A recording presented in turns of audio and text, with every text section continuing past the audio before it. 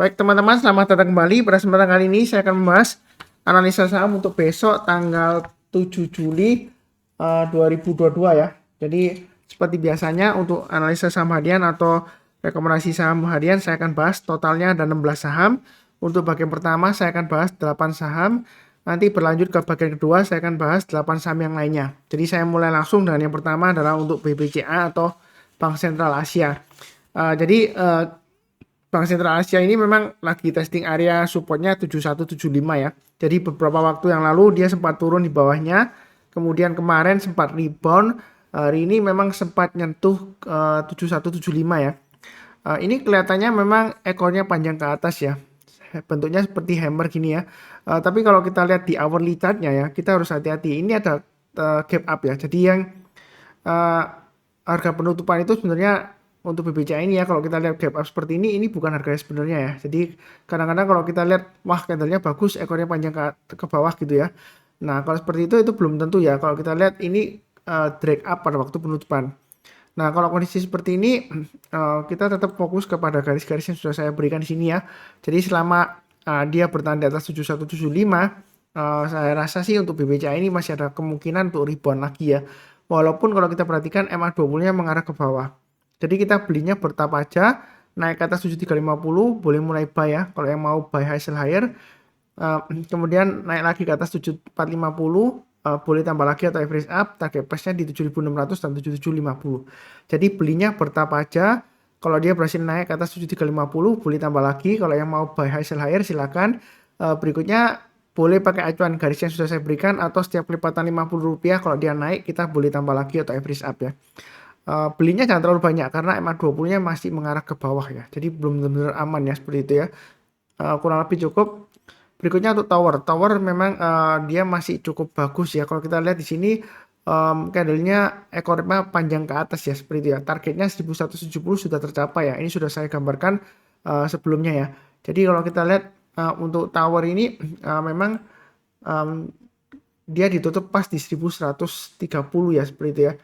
Nah, kalau yang sudah punya ya tinggal pasang trailing stopnya. Kalau misalnya belum pasang ya, boleh pasang di low-nya hari ini di 1115 ya.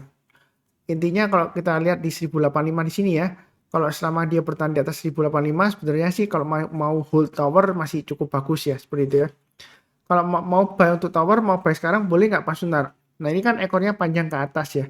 Nah, kalau ekor panjang ke atas ini biasanya sih kalau kita mau buy kita lebih baik tunggu buy on weakness aja sekitar 1040 atau 1085 ya. Artinya buy on weakness itu kalau dia koreksi kemudian berhasil rebound barusan kita buy ya seperti itu ya. Atau kalau misalnya nggak dikasih ya, kalau kita perhatikan di sini kan ini kan 1130, berikutnya 1170 kan garis-garis yang sudah saya berikan ya. Jadi kita acuannya pakai tengah-tengahnya aja. Kalau dia berhasil naik ke atas 1150, kita boleh buy ya, yang masih mau trading buy di tower. Karena afternya masih cukup bagus, jadi boleh buy naik ke atas 1150 kita buy, naik ke atas 1170 atau breakout ke atas high-nya tadi hari ini ya. Kalau besok ya naik ke atas 1180 ya kita boleh tambah lagi atau average up. Jadi mulai dari 1150 ya kalau kita mau buy. Kalau dia berhasil naik kita buy naik ke atas 1180 tambah lagi atau average up, target price berikutnya di 1225.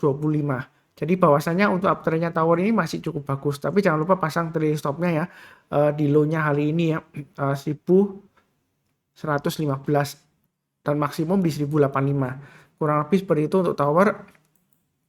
Berikutnya untuk Telkom. Jadi Telkom ini memang secara trennya dia masih cenderung sideways, tapi sideways-nya ini dia cenderung lesu ke bawah ya. Masih testing area supportnya 4000.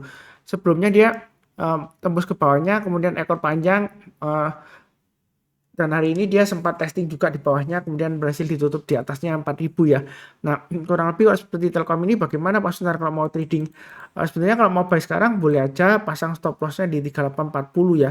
Tapi kalau kita lihat dari trennya memang ini kecenderungan masih cenderung downtrend ya. Jadi kita belinya sih saran saya sih bertahap aja, jangan terlalu agresif ya karena ini arahnya masih mengarah ke bawah. Jadi kita buy-nya bertahap.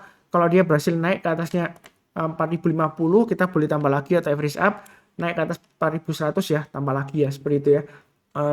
Belinya bertahap aja, jangan terlalu agresif karena masih mengarah ke bawah. Walaupun kalau kita lihat di sini hari ini sebenarnya walaupun candlenya merah sebenarnya not bad ya, masih cenderung ya toleransi lah seperti itu ya.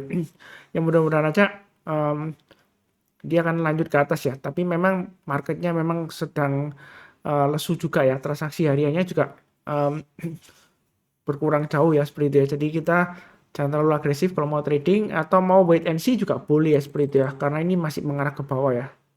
Kurang lebih sih seperti itu. Oke, berikutnya untuk Arto. Nah, Arto ini sebelumnya sudah saya sebutkan ya. Memang kalau 9.000 ke bawah itu harus lebih baik dulu ya. Saya sudah sebutkan. Jadi harusnya yang ngikutin saya sudah jual ya, kena entah itu kena trailing stop atau stop loss ya. Karena sudah saya sebutkan turun di bawah 9.000 lebih baik jual dulu semuanya untuk Arto ya.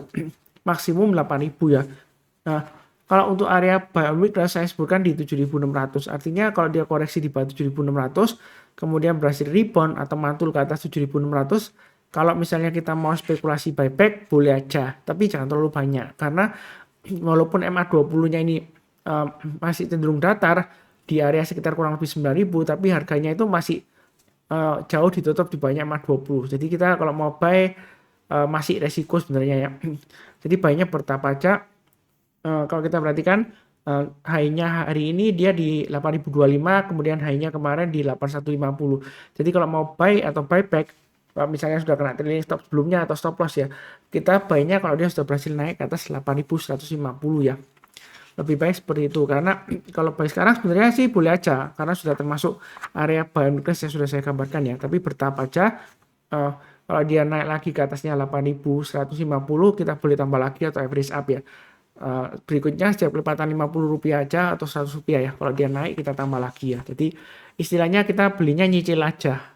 Ini terus terang aja memang cenderungan masih tangkap pisau jatuh ya, ini karena masih di bawah ya. Dia selama di bawahnya 9.000 memang masih cukup resiko ya untuk Arto ya.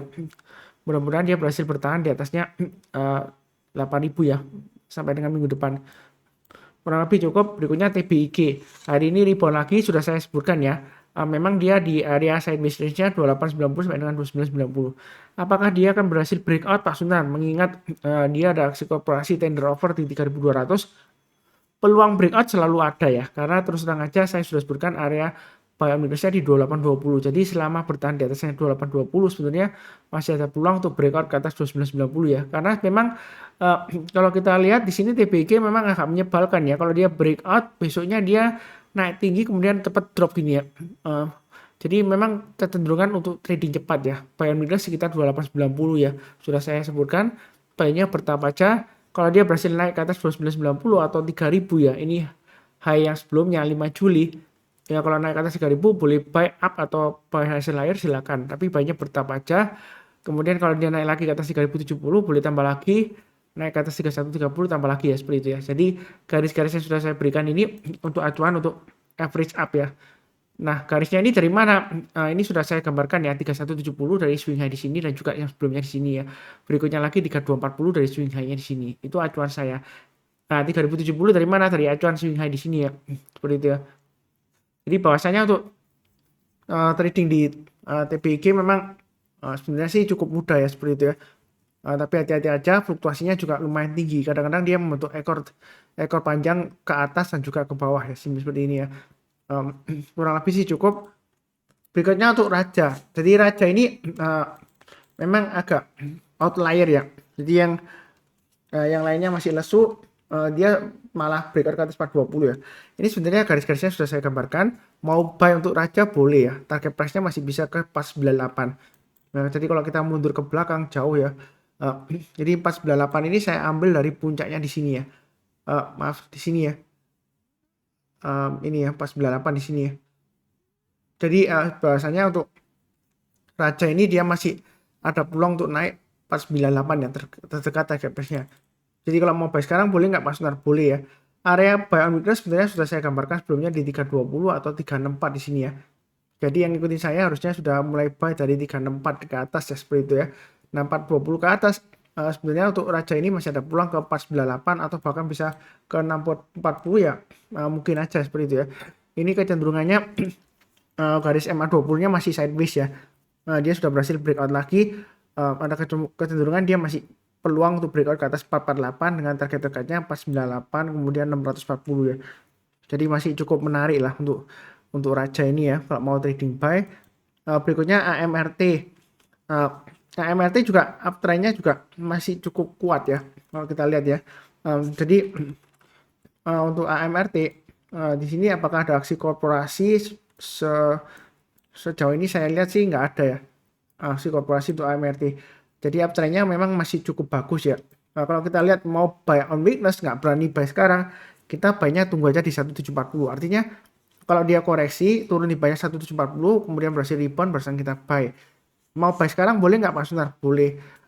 Buy-nya jangan terlalu agresif ya karena ini masih dekat dengan area resistennya Fibonacci extension 161,8% ya di 2100-an. Nah, kalau mau buy hasil higher yang sudah punya atau yang belum punya boleh aja sekalian tunggu breakout ke atas 2100 ya. Nah, kalau breakout ke atas 2100 berikutnya targetnya di mana? Bakalan all time high nggak?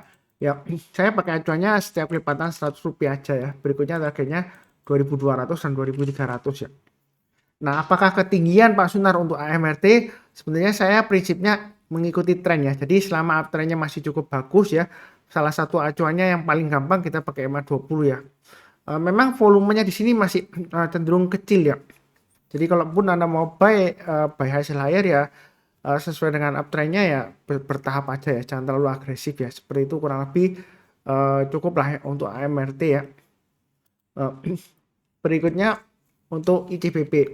Jadi ICBP setelah koreksi ya kan sebenarnya area buy and rest sudah saya gambarkan di 8975 ya. Atau biasanya dekat di MA20-nya.